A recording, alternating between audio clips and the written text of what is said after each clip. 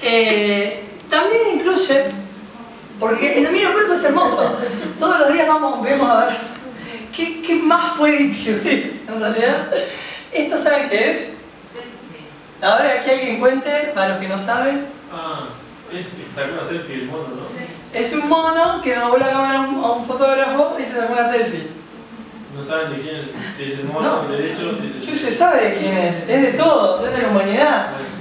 Es el dominio público. ¿Por qué?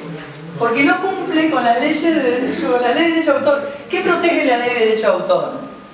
Las creaciones humanas originales. Y hubo salado lío, es linda la anécdota. El fotógrafo fue y posteó la foto en su blog, contando la anécdota. Esta foto de la saqué yo, le sacó un mono, estuvo buenísimo, no sé qué. Pues, en realidad yo no sabía que se le había sacado hasta que revelé el rollo y de repente vio que en el momento en que se le había robado, había sacado varias y esta le había quedado bárbara. Entonces, es el propio fotógrafo el que confiesa que no sacó la foto, que la foto no es de él, no la sacó él, no hizo el clic. Entonces, ¿qué hizo un wikipedista genial? La levantó y se la llevó a Wikipedia. Y ahí el fotógrafo dijo, no, voy a hacer un juicio al wikipedista, Wikipedia, y empezó a reclamar y surgieron debates varios. En realidad, o sea, la conclusión a la que se arribó es de que no cumple con el requisito de creación humana original. No está dentro del mono. Habría que darle derecho a autor a los monos también, yo creo que varios apoyarían eso. Yo creo que no. Yo creo que no, pero bueno. Bien, y ahora venimos a algo que es importante. Estábamos hablando hoy de las fotos, de que vos decís que tienen autor, ya se sabe el autor. Bien, pero hay que decir quién es el autor. Al momento de publicar una obra en dominio público, tenemos obligatoriamente que decir que está en dominio público. Si no, hay una regla general. Ante el silencio, hay una regla general que aplica, que es la presunción de que todos los derechos están reservados, o ante la duda, hacer una investigación interminable, muchas veces interminable, hasta averiguar si está o no está. El silencio se interpreta de el silencio no significa la puedo usar, nunca significa la puedo usar. Es o todos los derechos reservados o me pongo a investigar. Entonces, en proyectos de digitalización, si tenemos que hacer eso cada vez, muchas veces es desgastante. ¿Y qué pasa? Cuando nos encontramos con todos estos días en un proyecto de investigación, te vas de vacación. No, es un desestímulo. Muchos proyectos de digitalización quedan truncos cuando empiezan con mucho entusiasmo los bibliotecólogos o los entusiastas de determinado autor o de determinado tipo de arte a analizar a ver si están haciendo las cosas bien o no, si pueden recibir una demanda para algo mismo. O sea, en un principio te embarcas con todo, pero después hay que investigar y ahí encontrás los problemas.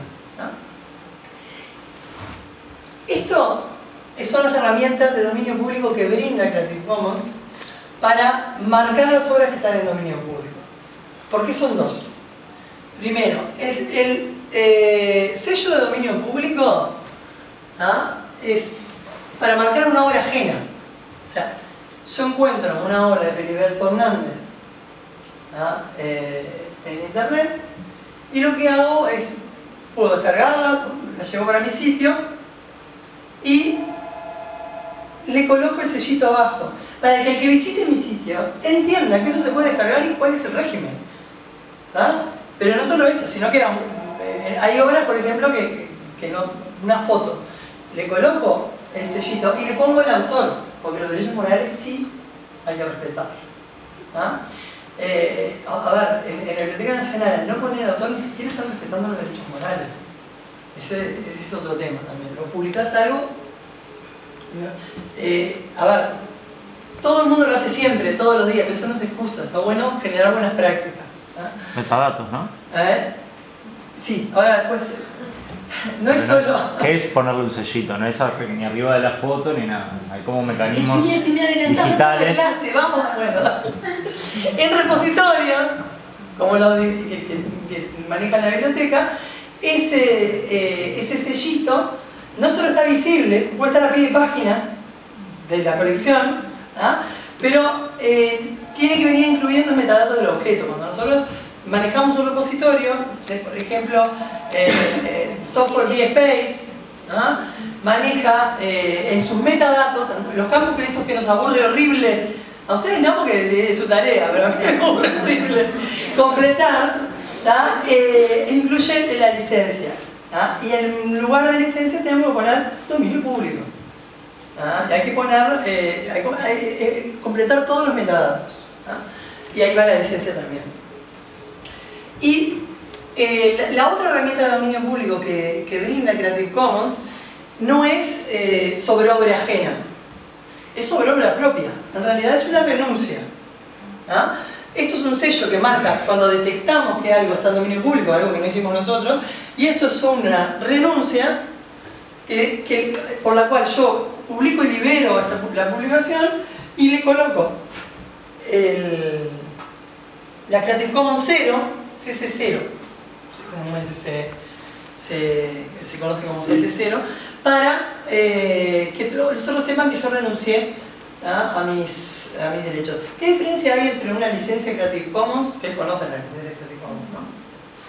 Entre una licencia Creative Commons, y si no les invito a que vengan el año que viene al curso de Creative Commons, y la Creative Commons 0, las licencias son acuerdos entre dos partes, son contratos.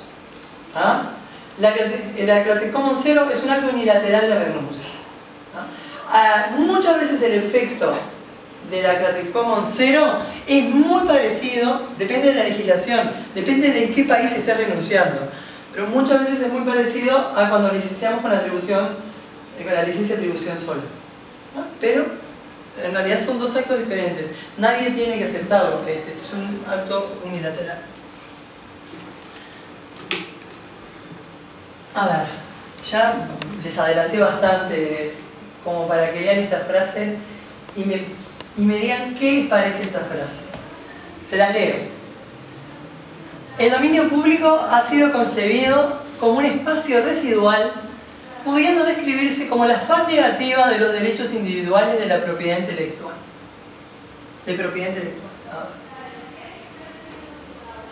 ¿Qué notan ahí o qué reflexión les amerita? Sí, es muy peyorativo.